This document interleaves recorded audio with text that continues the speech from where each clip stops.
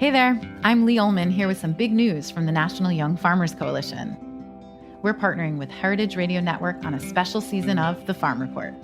It's all about what's happening with the Farm Bill and how it impacts farmers and eaters. I am growing diversified vegetables on land that's been in our family for 150 years. And so with the pandemic, gentrification, property values going up, we had to sell the land and we lost it. Join us as we uncover the untold stories behind this massive piece of legislation that shapes how we grow our food, what we eat, and so much more. The problems we have had, those are things that come from earlier Farm Bill and USDA policy, right? Like Earl Butz, get big or get out. You know, it's my responsibility to know not only what I'm eating, but then like how that all came to be. And realize like, wow, like this piece of legislation, all this money, like it's technically something that I support as a taxpayer. While Congress debates the next Farm Bill, this is not just an invitation to listen. It's a call to action. Be part of the conversation. Subscribe to the Farm Report on Heritage Radio Network, wherever you listen to podcasts. Today's program is brought to you by Wisconsin Cheese. Did you know that Wisconsin is home to the nation's only Master Cheesemakers program that provides innovative cheesemakers with continuing education opportunities? To learn more, visit wisconsincheese.com. Hello and welcome to Snacky Tunes Live. I'm one half your host, Darren Bresnitz. I'm the other half your host, Greg Bresnitz. We are so excited to be kicking this off. This is actually going to be our 350th episode. So thank you to Mom for all those years of support, keeping us going. And Dad. And Dad. Thank you, Mom and Dad, and everyone. We hope everyone enjoyed the food from two of our favorite Knishes here in Los Angeles, Micah Wexler and Micah Kassar, chef owners of Wexler's Delis. They have 3 locations all over the city. Always down for a good nosh. And we'll get a little bit into the food they made and how they came up with it in the show. And coming up on stage, we're going to have Naya, who is an amazing vocalist from Los Angeles by way of New York, by way of Boston, whose recent 2017 record, I, was on the top 10 New York Times Best Album of the Year by John Carmonica, so please check it out. It's always a great time when you can be in the Times. Yeah, that's how you know you've made it. That and public radio. Public radio. Not podcasting. If you get on a podcast, you've not made it yet. You haven't yet. We want to thank Golden Voice. Thank you so much. Biz3, everyone involved. Biz3. And, oh, hey.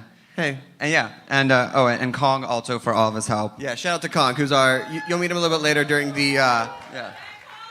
And especially to Chad, Jennifer, and Ryan and the Golden Voice team for really supporting and believing in this. We are really excited to be here.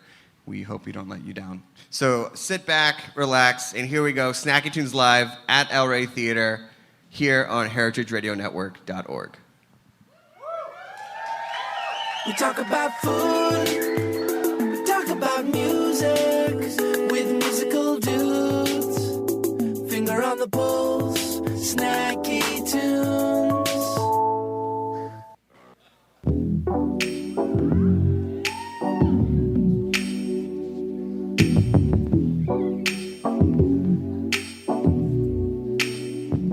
You're too good to me. Fill me up when my glass looks empty. You always try to see a better version of me. I'm never waiting, 'cause I know that you'll always make it, and I can't take it. You're just too calculated. It's you or me who breaks it all, yeah. It's you or me who takes the fall. So I'm gonna hurt you first. I'm gonna hurt you first. I'll be the one who makes you cry, be the one who gets to decide. Oh, I'm gonna hurt you first. Are you guilty? Is there a secret that you're hiding, my Prince Charming? I guess it's all a case of timing.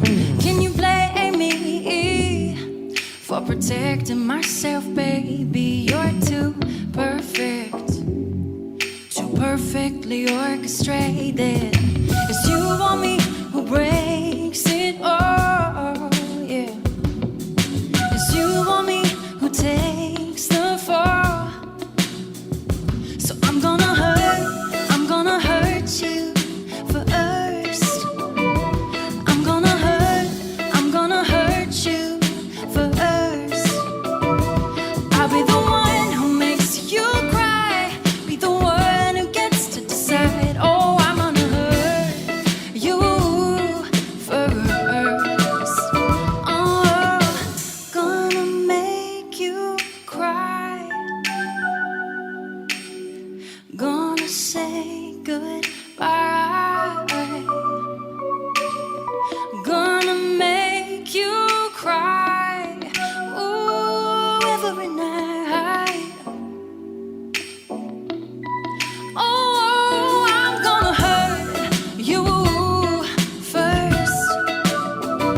Yeah, I'm gonna hurt you first. I'll be the one who makes you cry, be the one who gets to decide. Oh, I'm gonna hurt you first. Oh, I'm gonna hurt you first. Oh, I'm gonna hurt you first. I know you'll be the one, yeah, you'll be the only one that's a crying. Ooh, so I'm gonna hurt you first. So I'm gonna hurt you first. So I'm gonna hurt you first. Thank you. Thank you so much. Grab a stool, sit on down. Micah and Michael, let's get you on up here. Shout out to the chefs for tonight. Thank you, guys. Shout out to Naya. Welcome. Welcome. So, the food that you enjoyed tonight was a bit of an inspiration that between and a match between both of you as an artist and you guys as artists. And I'd love to talk about how you came up with the dishes tonight, what people enjoyed, and how you were inspired by her music. First of all, I love when you refer to me as an artist. So Oh, yeah. you continue that. And that's capital A and 10 singles Yeah, right. in the parking lot afterwards. So I think for us, first of all, we found out very early in our first meeting that we had at our deli in Santa Monica that we had this mutual love for all things Sopranos, which you're obviously repping tonight Yes. already. And I'm a chef that really likes to cook from taste memory a lot and things of childhood, nostalgic kind of stuff. And when we talked to Naya a little bit, we were speaking about, hey, tell me some of your background, your upbringing. What did you grow up eating? And it was this very Italian-American sense. So things just kind of clicked right away from there of let's do this kind of Jewish, Italian-American mashup. So that's how the first thing that popped into my mind was the meatball knish, which we served tonight. Knishes are one of my favorite guilty pleasures as a fat Jewish kid growing up. But you made ones that were obtainable, because the Knishes I remember are the ones from the Lower East Side, which were like a brick. Yeah, I think you're supposed to be able to use them for stickball also. Yeah. Paperweight, doorstop. Yeah. You eat one and just take a nap afterwards. Yeah, exactly. We have cots upstairs, actually, so if any of you... That's amazing. So yeah, I mean, I think that, Knishes usually are a really shitty bit of food. Yep. So we wanted it to be a great bit of food. And so everything we do, we go back to the origins of it, the traditions, and as I said, those taste memories and those things that I remember as a kid, and recreate those in the best way that we possibly can. So we serve Knishes from time to time, and it just seemed like a natural thing to put a meatball filling in there instead, and then have some of the yellow mustard and the Parmesan cheese. So it's sort of all confused and mixed up, but somehow it makes sense when you eat it too. No, how'd they do? Amazing. A. So good. A+. Yeah. So now you grew up in Boston. I did. Oh yeah. Boston in the house. Beantown. Wow, Boston. One Boston fan. That's all you So, need. what was it like growing up? Was food big in the family? Yeah, it was just Italian food. That's all my mom could really do. Describe a Sunday. It was Sunday dinner. So it was So red sauce, red gravy? sauce, yes. All from scratch? All from scratch. Shopping on Saturday? Yes. You guys call it gravy in your house, or no? We do. I was just gonna, yeah. People have that Gravy. whole thing. It's gravy. It's I know, not or gravy. it's like the red lead, one of those. Yeah. but, yeah. The red lead? Yeah. Because red- it knocks you out or Yes. it's so heavy? Oh, okay. A lot of parallels between Jewish food and Italian food. Totally. You know, there's a lot of parallels between, you know, Jewish American and Italian American culture. Yeah. There's a famous, you know, she'll know as a huge Sopranos fan in Sopranos, where Tony's referring to Elvis Land, and Furio from Italy goes, "What's Elvis Land?" And then Paulie says, it's a place where there's no Italians or Jews. So you know, it really shows how important Italians and Jews are in urban American culture, and how much those cuisines, you know, are so reflective in urban American culture. And what was your mom and grandma and family cooking on the Sunday meals? Like, what was the specialty? Pasta and meatballs. Just the same. Yeah. Which is meatballs. where the meatball knish came from. Yeah. Now, Mike, you're also from the East Coast. Yes, New York. New York. in the house. New York in the house. New York in the house. We have quite a few New York, LA transplants. And Micah, you're one of those rare LA natives. Wow. People say that rare breed, but there's a lot of us out there. See? Yeah? There you go. There we go. Now, where did you two meet? How did you guys meet? We're best buddies from Cornell, and it's actually you know, we met freshman year. I was actually you know, walking up the stairs in the hotel school, and I kind of walk with a little bit of a limp. So I'm walking up, and I'd noticed Micah before, but I'd never talked to him. And you know, Micah was walking down the stairs, and he was walking with some of his friends, and he was walking with a little limp, and all of his friends were laughing. So I thought they were naturally making fun of me. So, you know, this is freshman year, you know, right off coming from, you know, Manhattan. So, you know, I get up right in his face, and I'm like, yo, man, are you imitating my walk? And then he explained to me that he hurt his ankle playing flag football or something. He was just, you know, limping. And that was kind of the beginning of our friendship.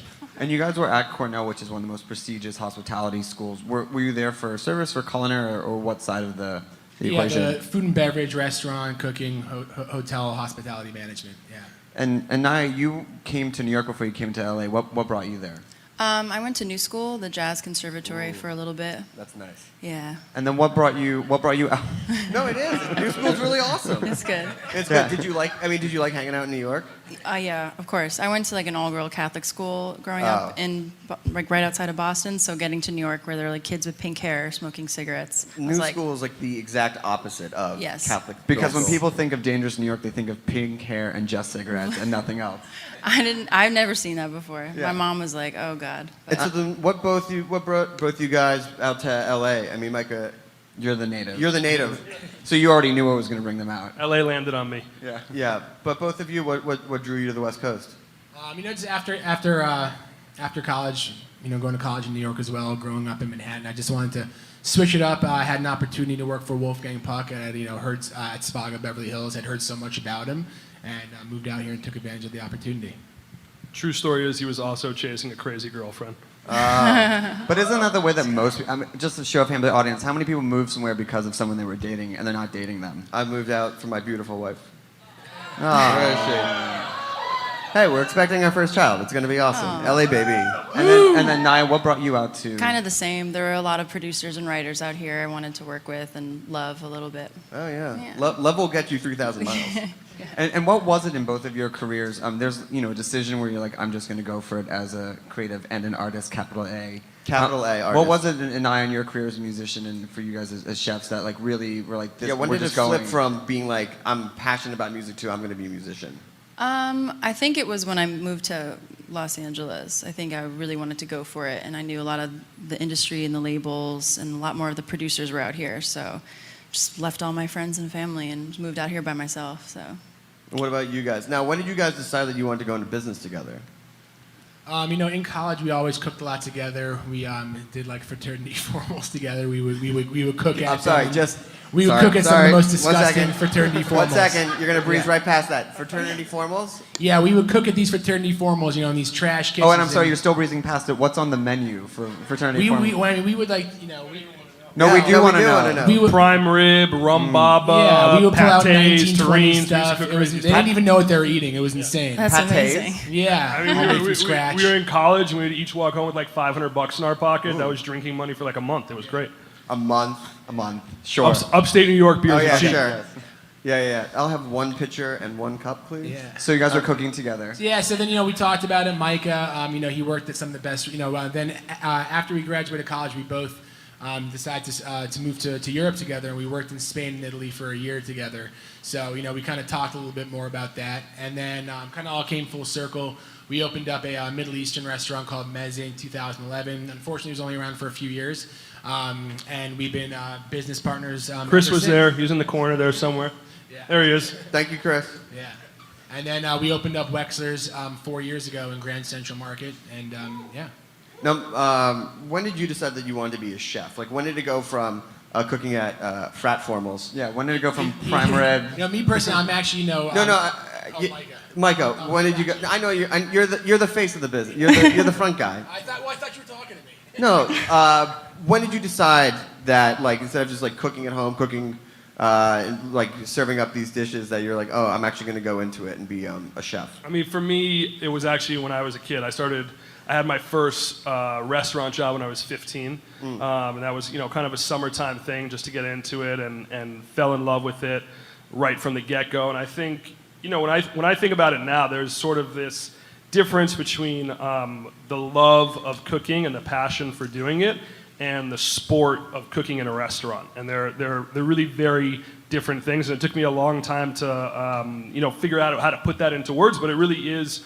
It is like a sport, cooking in restaurants. I mean, it's intense. You have to train yourself. There's a pecking order. You're trying to be the best and keep getting better all the time. So, but I really, from the time I was a kid, I always wanted to be a chef. No, I see you nodding. Do you Sounds see like parallels? the music industry. Yeah. Like How does this compare to your experience? Well, like writing and making music and why I do music is kind of why he's a chef. But then there's like a whole other element that reminds me of like when you're in a restaurant, which is like the industry and like performing for crowds, and it's a very different beast. So they're kind of two different things. I mean, how much time would you say that you spend on the craftsmanship for all of you versus the actual most. like The the most. nonsense of the other stuff? I would say more for me the craft, but the other stuff is harder for me. So Sure. I think I end up spending more time trying to do that, at least now.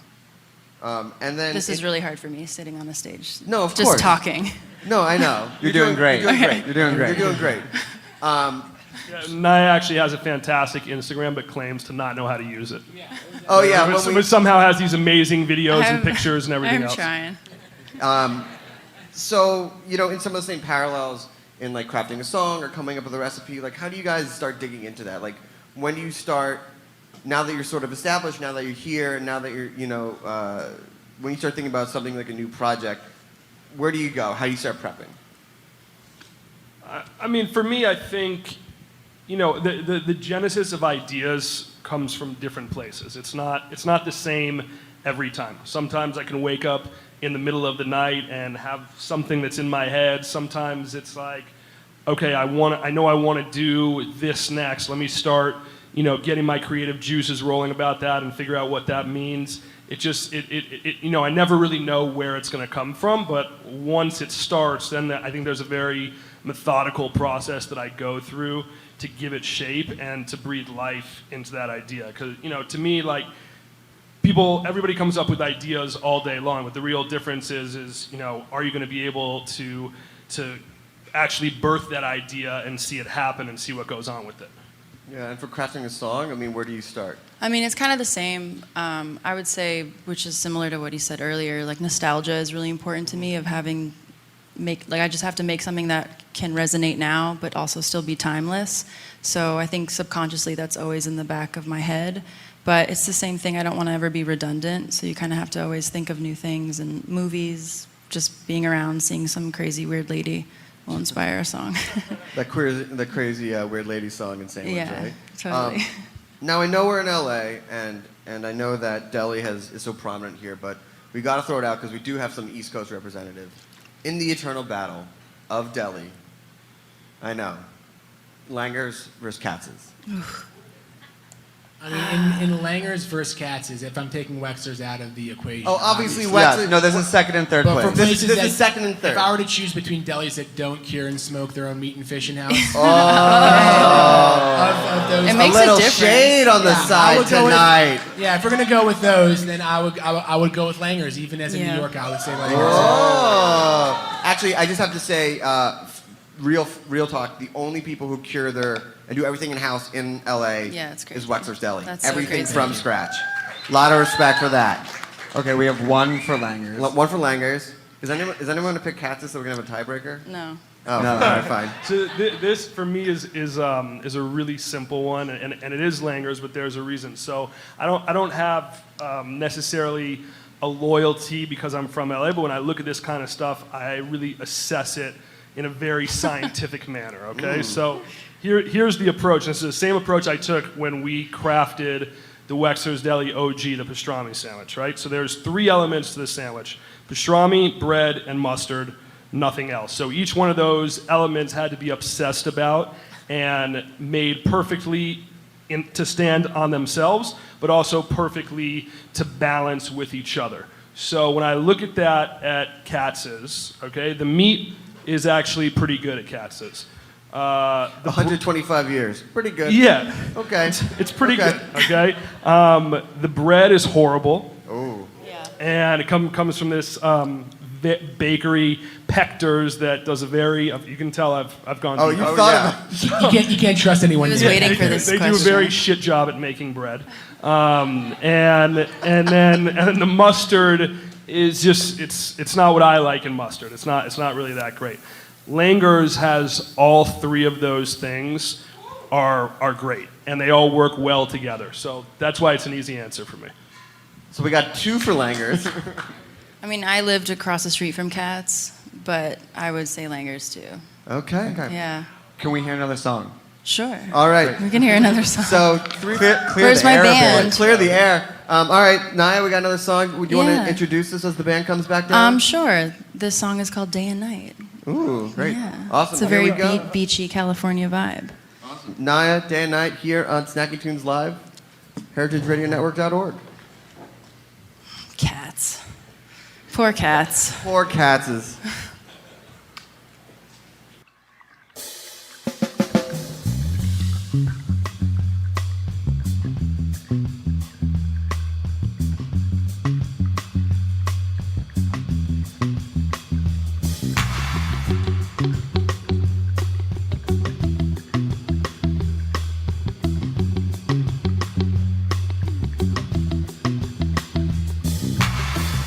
The time it takes to make a promise,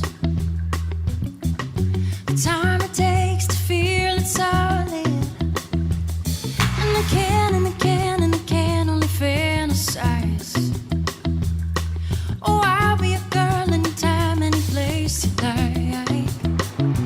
Day and night, I'm so lonely. Day and night, I wish you hold me. Ooh, I'm running you day and night. Ooh, I'm needing you day and night. Desire to feel just like a tyrant. It comes to haunt me in the silence, and I hear all the words that you'll never say. Oh, I'll be a girl anytime, any place, away. Day and night, I'm so lonely. Day and night, I wish you hold me. Ooh, I'm running you day and night. Ooh, I'm needing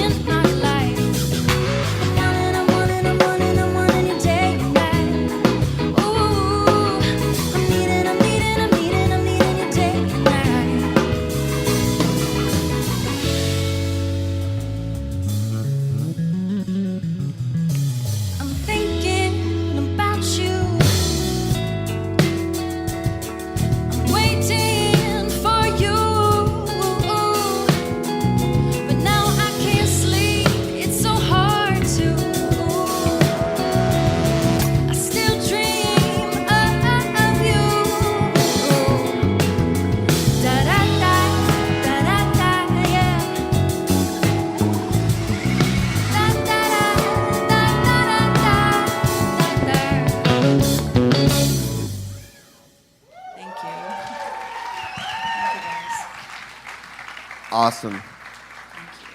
So good. So you, the three of you, have been in the game for a while now. 10 years, more. And things have changed. Obviously, having a good Instagram feed is a big part of it. But, now that you're established, we want to sort of like take you back to the beginning and what it took to sort of get your career started musically and Wexler started. What were the things you remember from those early days, and what were the good things and the bad things? I mean, a lot more bad things, I'd say. Yeah? Even looking back, like with... I mean, for me, my family are all musicians, so I was taught craft is more important than show. So I, was taking so many piano lessons, vocal lessons, and I kind of thought that was all you needed. And I just wanted to be the best at voice, and learn everything I could about the instrument. And once I kind of got a little older, I realized that's really not the only thing that's part of doing this. And it took me a really long time to switch my mind and understanding there's like a whole nother vocabulary of putting on a show, entertaining people, and just kind of, there's so many things that go into it that I didn't know. So I was a little green about that. So. And what was the timeline from making that realization and then actually accepting it? I think probably when I was in New York and I was in my conservatory, and then because I was just so into jazz and studying, and then once I realized not everybody listens to jazz, I was like, no, yeah, no. And then when I found out that I could maybe do this like for a career, I never really thought of the music industry as like a thing. Like I was like, I never want to be a star. Yeah. Like some of my friends like always wanted to be a star. I always just wanted to be like a really great vocalist. So that took a minute to digest. And I was like, I could do what I love for my life. But I think probably when I was in New York, I was like, I want to do it for real and go for it. It's hard. And you went for it, and here you are. I went for it, yeah. But it's all about making it your own. Like, just because other people put on shows a certain way doesn't mean I have to do it that way. No. Right. That takes a minute. And what about you guys? Who's getting into the Jewish deli game? I mean, I like to think that everyone loves Jewish deli, but maybe that's because I like sitting down eating pastrami and listening to jazz. But what made you guys decide to get into what is arguably one of not only the toughest businesses, but as far as like a niche, like tough margins, hundreds of years of tradition, and a lot of critics? Yeah, no, totally. Actually, like a really kind of similar story to Nia. I don't know if you guys have ever seen the movie Chef, which is funny because I didn't see it until like a year ago, like a few years after it came out. But Mike and I, kind of had a really similar feeling and story. We had a contemporary, high-end Middle Eastern restaurant, which was, had great food, got all the great reviews you could ever want from, New York Times, LA Times, LA Weekly, and everything else. But it wasn't able to make it. So Mike and I were kind of at this crossroads in our life. And Grand Central Market, the owner of Grand Central Market at Del Yellen, came to us wanting really good operators in the market.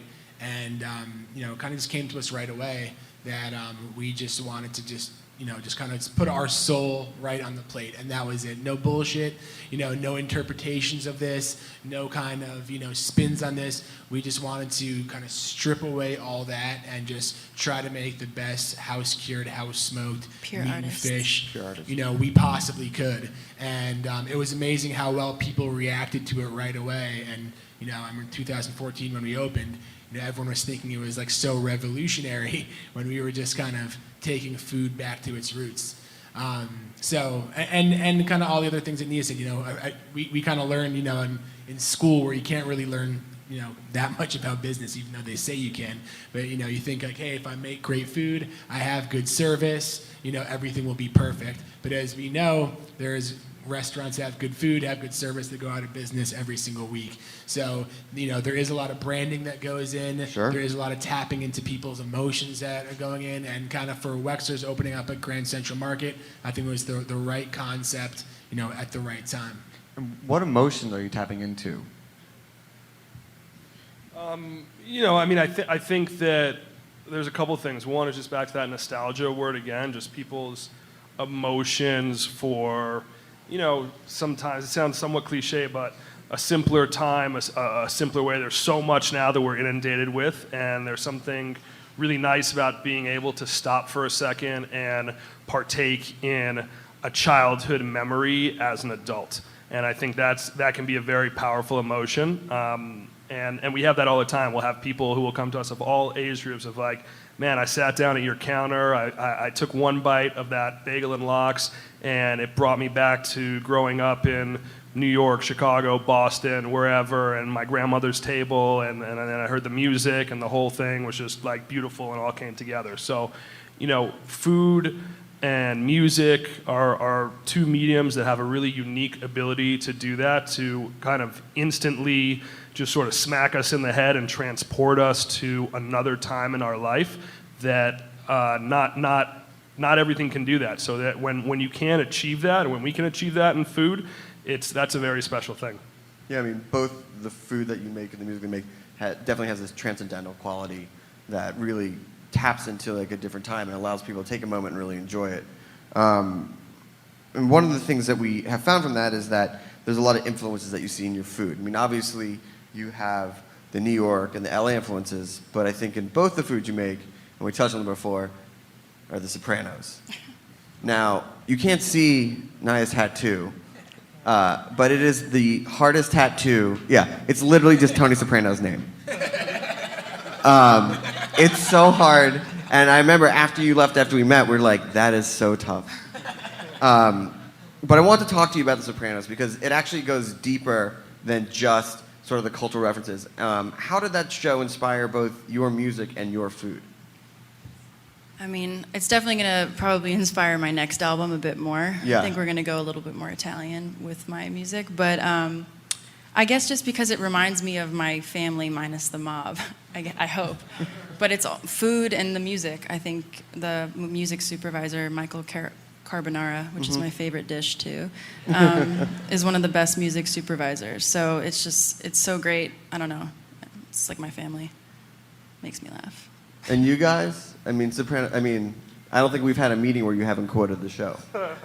Yeah, I mean, Mike hit on it a little bit at the beginning. There's a lot of similarities, I think, first between Italians and Jews. And so, I think for me, like one of the things that I love about The Sopranos is just the amount of characters in that show. And I don't mean characters like, oh yeah, the actor or whatever, but characters like what Jews would call mashuganas, right? There's just so many people on that show that are so insane and so particular to like what their shtick is. And I think, for me, like I always gravitated towards that because it's very similar growing up in a big Jewish family. Like there's a nickname for everybody. Oh, like this cousin is that guy, this one behaves like this one does this whole thing. And so it just, it feels it feels like home to me. So that's the kind of the connection.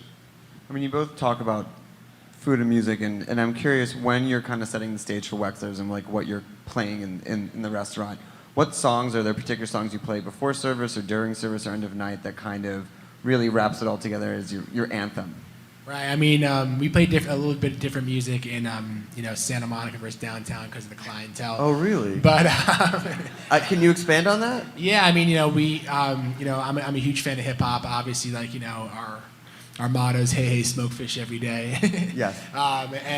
Downtown, when we open, we play nothing but hip hop, hard hip hop, 90s hip hop, 80s hip hop, modern hip hop, and everything. And then it wasn't really kind of working as well on the west side. People were like looking at each other while cursing's going on, and we play a little bit more like beachy vibe. We'll mix in some other stuff over there, but yeah, I mean, in terms of an anthem, I would have to say the next episode by Dre, Snoop, and Nate Dogg. Hey, hey, smoke fish every day. Yeah. And I think it's like also playing off certain energies, like sure. in downtown we want that very hip hop vibe. In Santa Monica it is more beachy, it's more laid back.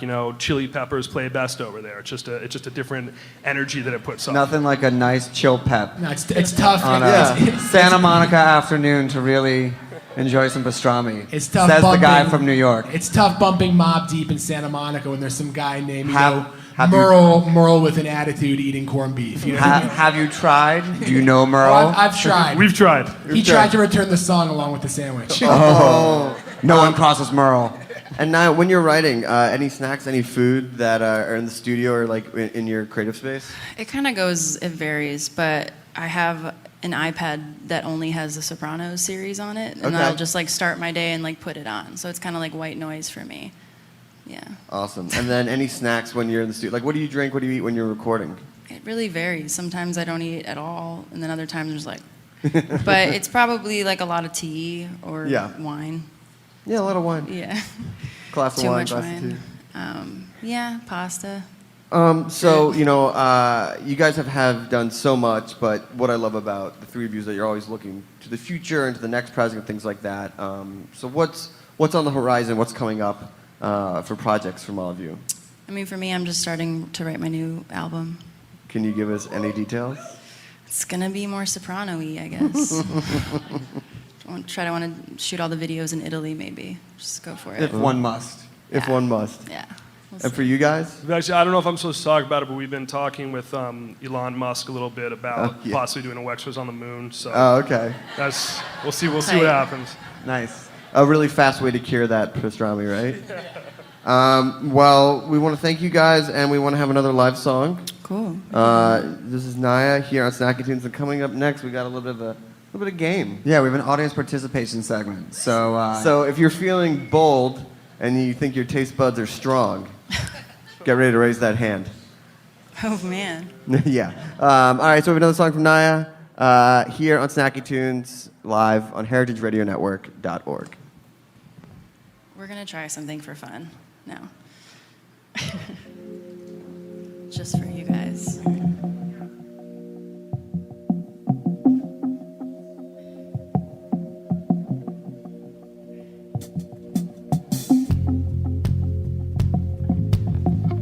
It's the Sopranos theme song. Yeah? Did we get that yet? Woke up one morning and got yourself a gun. Your mama said you would be the chosen one. She said you got on the moon, yeah, you're gonna shine all the time. Yeah, born under a bad sign with a blue moon in your eyes. Singing out, woke up one morning, the blue moon in your eyes.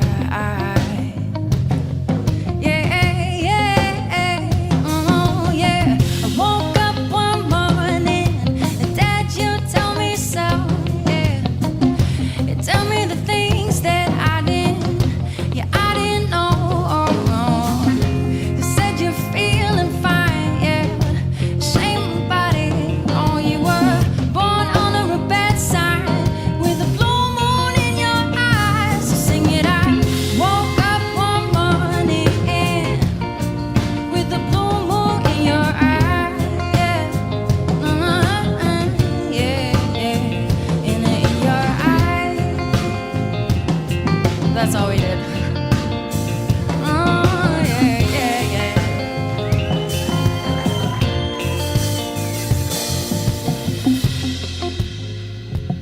Cool. Thank you. We'll do another cover now. That's better. That was amazing. Thank you. I feel so nervous singing that. Well, do you feel like I feel like someone's watching me. Hologram. Yeah, like really nervous. It was beautiful. Is he alive? Bobby Baccalar. Okay. I know. Cut to black? Maybe? Okay, this is another cover. Oh, we could have done a block of luck. Do you want to do No, do another cover. Okay. The real song.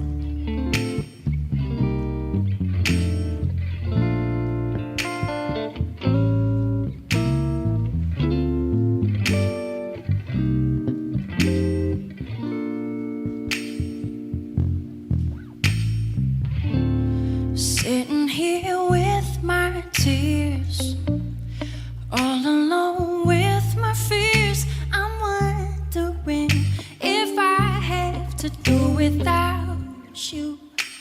But there's no reason why. Fell asleep late last night, crying like a newborn child, holding myself close, pretending my arms were yours.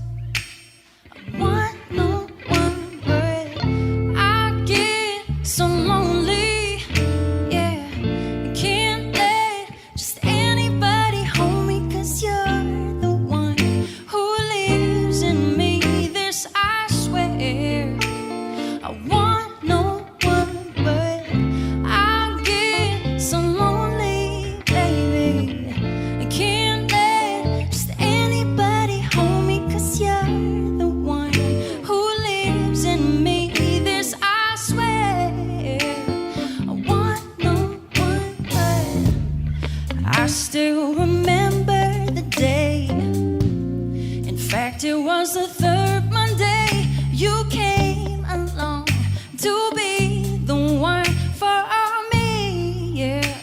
But now I'm all alone, sitting here by the phone. Called to say that you're okay, so that I had no chance to make you stay, yeah. Oh, hey. I get so lonely, baby. Can't let just anybody hold me, 'cause you're the one who lives in me. This I swear. I want no one but I get so lonely, yeah, yeah. Can't let just anybody hold me, 'cause you're the one who lives in me. This I swear. I want no one. So break it down, break it down. So break it down, break it down. Yeah, yeah, yeah, yeah, yeah.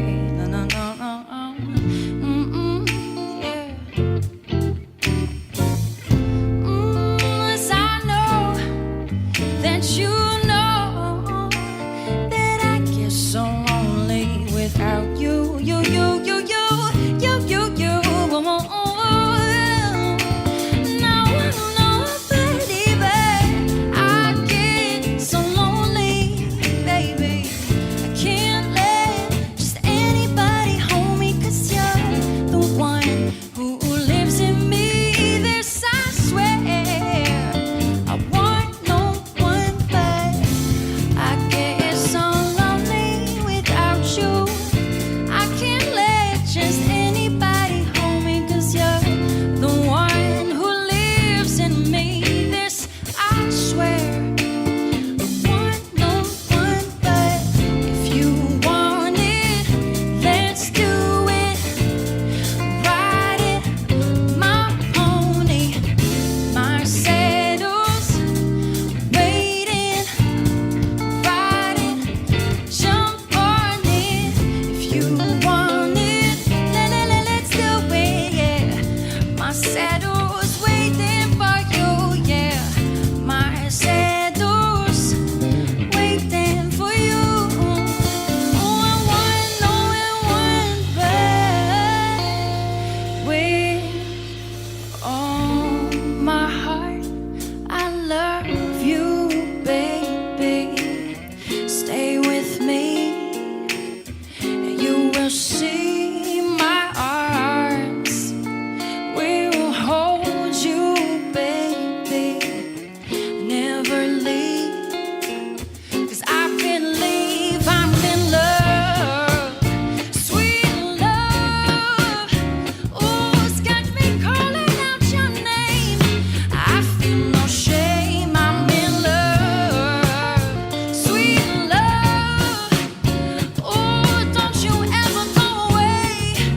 It'll always be this way, my love. Oh, yeah, yeah, yeah. Calling out your name. It will always be this way, my love. Oh, I get so lonely. Never go away. It'll always be this way, my love.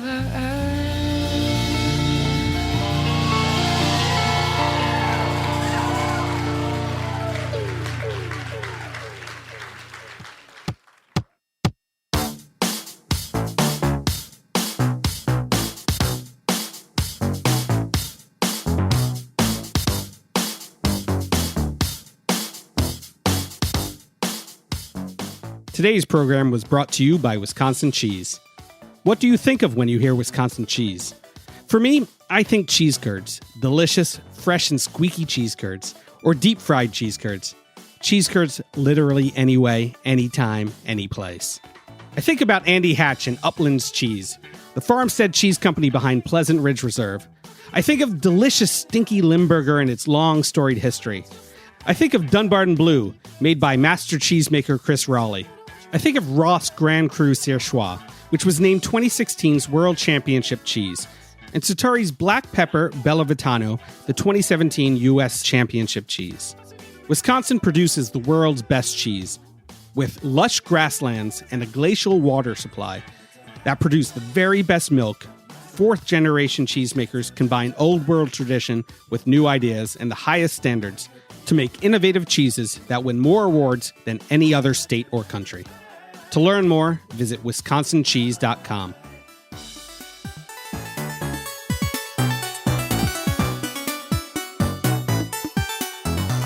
All right, we're going to bring Kong up to the stage. Kong Camera is Kong. Kong's our game master. Yes. We need two participants. We are going to do a Super Tasters game. You're going to go up against Chef, Naya, and Darren for some fabulous prizes. Yes, you in the back. Yes, you right there. Let's do this. Yes, you. Yes, pointing to yourself. Well done. Let's give All him right. a hand. Yeah, no food allergies. Yeah, they're too expensive now. Yeah. Yes. Yeah, you can come up and around. This Yeah, the yeah. podcast is about to take a weird turn about the problems with big pharmacy. Okay. So, Kong, here you go. I got it, Darren. Hi, everybody. Just How are ingredients. you? I don't know. For the 5 of you here who aren't our friends, I'm Kong. I am the 3rd member of the Snacky Tunes crew.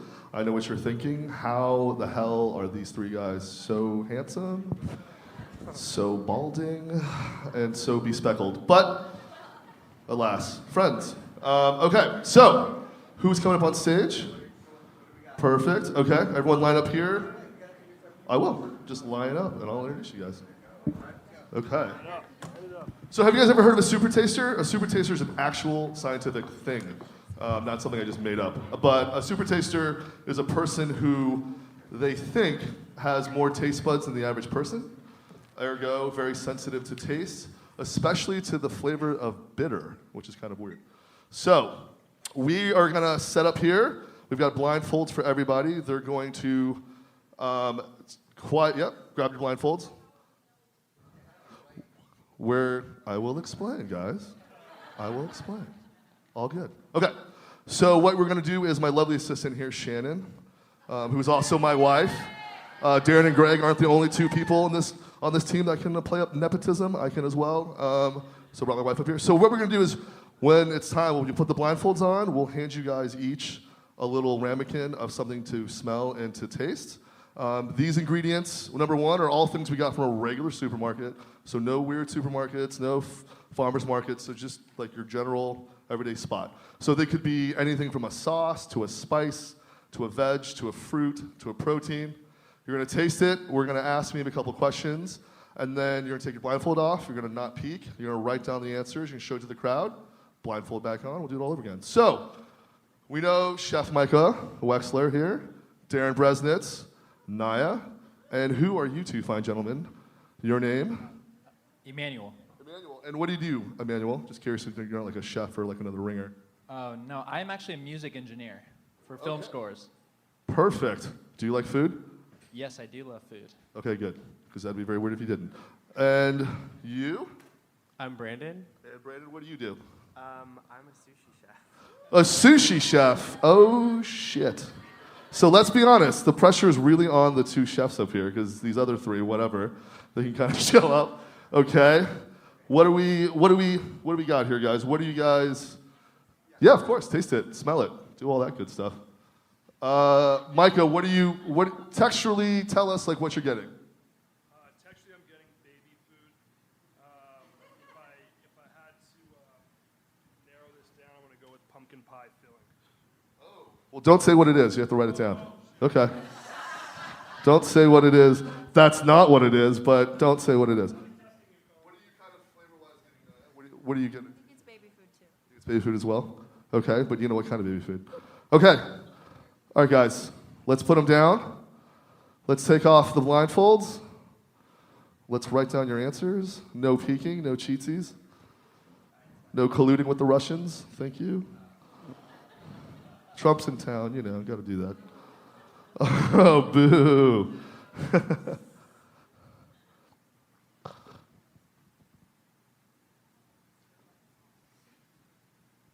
Let me, you guys are ready. Okay, all right, guys. Hold on. Plenty of paper there, Darren. Okay. Here we go. What do you got? Apricot baby food. Period pumpkin. Apricot baby. I wrote carrots and then I got scared, so I put applesauce. I have apple squash baby food. Apple squash. Ooh, fancy. Fancy. Well, you guys are all fucking wrong. It is baby food. You got that part right. But it is pureed butternut squash. We'll give you one for chef. We'll give you a half. So, fun fact here, guys, about butternut squash. I actually looked this up on the internet before I came. Loaded with vitamin A, which is crucial to good eyesight. Obviously, Darren, Greg, and I did not listen to that advice, hence the blindness. Okay, guys, let's put them back on.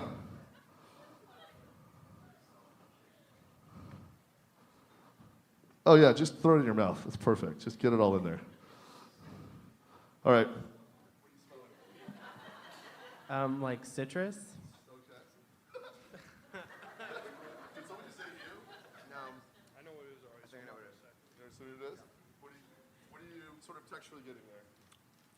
Texturally, it's tastes like a fruit, like an orange. An orange or something? Okay. You guys ready to give your answers?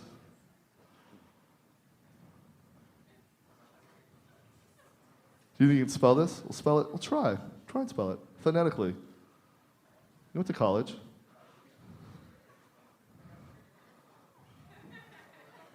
Yeah, covered up. No cheatsies here. So far, Micah Wexler won. You guys, nothing. And let's be honest, it's a very generous one for Micah Wexler, not like a real one, but whatever. You guys ready? Here we go. All right, we'll start down here. Have kumquat. I also have kumquat. I think it's a clementine. I said lemon. I said orange.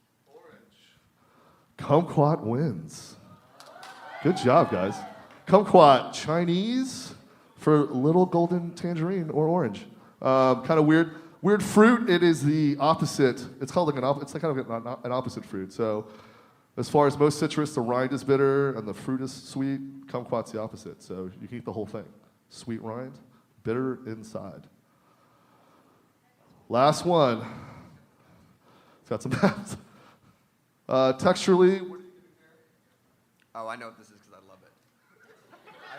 I would literally put this shit on everything.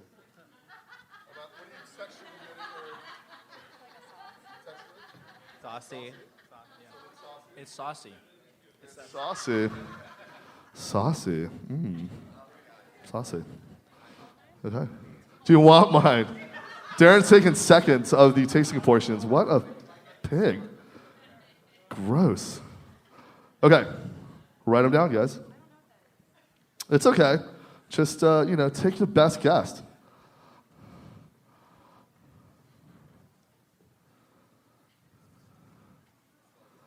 So far, we have Micah Wexler in the lead with 2. Darren with 1. You guys ready? Let's see them. Okay, here we go. I got mole sauce. Hoisin. That's what it is. It's not mine. Honey barbecue sauce. It's hoisin. Yeah. Chinese honey barbecue sauce. That's a good guess right It is hoisin sauce. Yes. Chinese sauce dip glaze made of mashed soybeans. So Micah went 3 for 3, but you know what? The audience always wins here at Snacky Tunes Live. So you guys get Snacky Tunes pins, a $50 gift certificate to Wexler's Deli for each of you. And thanks to our friends here at the El Rey, you each get 2 tickets to an upcoming show here at the theater. So go over here, meet the lovely Shannon, and we'll get you guys all sorted. And that was Super Tasters, guys. So thanks for letting me talk for once. So we are going to clear the stage, and we're going to do 2 more songs from Naya, but we want to thank you all for coming out. This was really great. We really appreciate it. We actually have these Snacky Tunes pins for sale in the back in the corner. That's actually dark, so we'll be back there selling them. And Phil, can we clear this? And we're going to clear the stage, and we're going to do 2 more songs from Naya, but we're going to sign off here. You can follow us. You can just go to bit.do for Snacky Tunes to subscribe to the podcast. And thanks for coming out. Yeah, thank you for coming out. Really appreciate Thank you, it. Naya. Thank you, What's It Deli. Thank you, Golden Voice. Dave, and Russell, wherever you guys are, thank you so much for that. Thank you, guys. Oh, hey, guys. They're there in the corner. There's our DJs. They're awesome. Yeah. They're going to be them out. playing a real 20 beat per minute set, one song. All right. enough. Yeah, okay, bye. Okay. Thank you, guys. Thank you so much. We'll see you at the next one.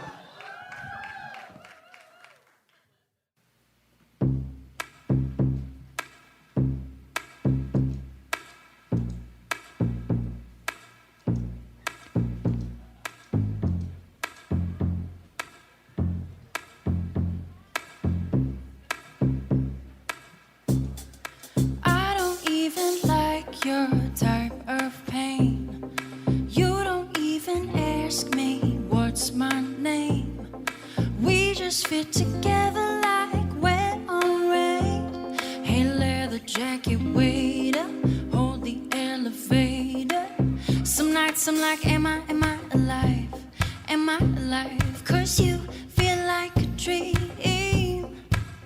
And I can't even take it. Too much to lose. Too much to lose. I just gotta tell ya, nobody does it better. And ooh, tonight I'm gonna start a fire, gonna burn it all night. Come inside the flames, feel the heater of desire. Nobody takes me higher, it takes me higher. No, nobody. It's you and me all night. No, nobody. It's you and me under the sunlight. No, nobody. It's you and me all night. Yeah.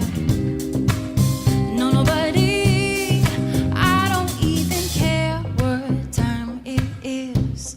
Yeah, I want to play Mr. and Mrs. I don't even care whatever else there is. Bruise me like a heartache, drink me like a milkshake. Some nights I'm like, am I alive? Am I alive? 'Cause you feel like a dream. And I can't even take it. Too much to lose. Too much to lose. I just gotta tell ya, nobody does it better. Ooh, tonight I'm gonna start a fire, gonna burn it all night. Come inside the flames, feel the heater of desire. Nobody takes me higher, it takes me higher. Oh, no, nobody. It's you and me all night. No, nobody. It's you and me under the sunlight. No, nobody. It's you and me all night. Yeah. No, nobody.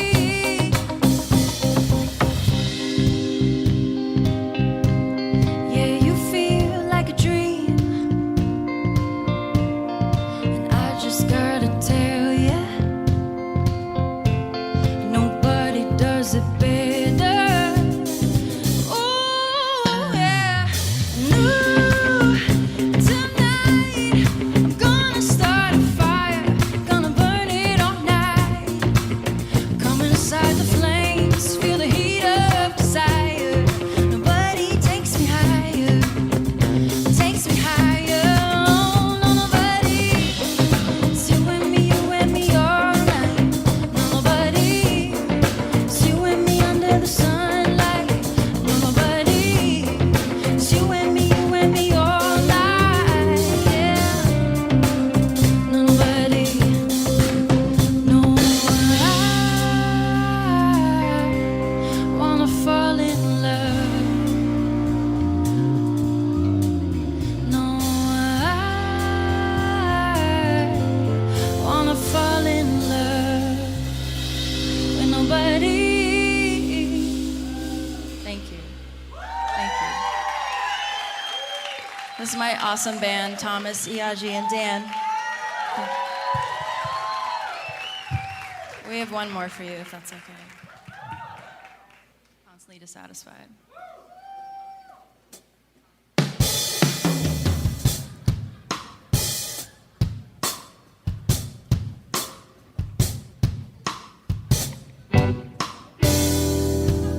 Do I give up too easy? Do I hold on too long? I know you're not the reason. Still, I can't help feeling wrong. I keep calling you out. Hey, I know what to say on my words. I keep calling you out. Hey, each time it's the same old and I'm constantly dissatisfied. Yeah. Constantly dissatisfied. And I don't know why I'm dissatisfied. Oh, yeah. Yeah.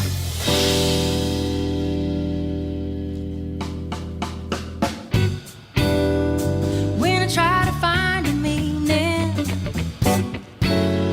settle on a ease for mine. Still, there's something I can need there. Always there to patronize. I keep calling you out. Hey, I know my mistakes still, and I keep calling you out. Hey, each time it's the same old, and I'm constantly dissatisfied. Yeah, constantly dissatisfied. And I don't know why I'm satisfied. No, no, no, no, no. You, yeah,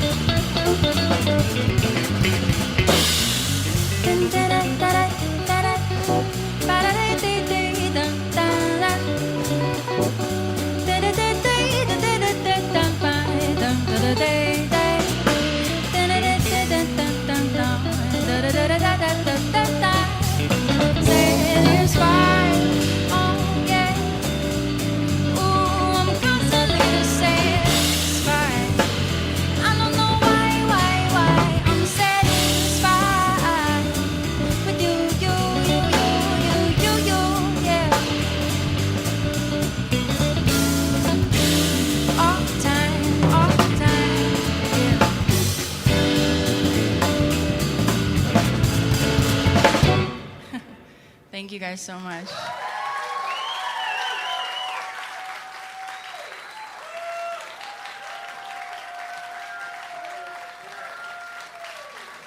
We talk about food, we talk about music with musical dudes. Finger on the pulse, Snacky Tunes. Thanks for listening to Heritage Radio Network, food radio supported by you. For our freshest content and to hear about exclusive events, subscribe to our newsletter. Enter your email at the bottom of our website, heritageradionetwork.org. Connect with us on Facebook, Instagram, and Twitter at heritage_radio. Heritage Radio Network is a nonprofit organization driving conversations to make the world a better, fairer, more delicious place. And we couldn't do it without support from listeners like you. Want to be a part of the food world's most innovative community? Rate the shows you like, tell your friends, and please join our community by becoming a member. Just click on the beating heart at the top right of our homepage. Thanks for listening.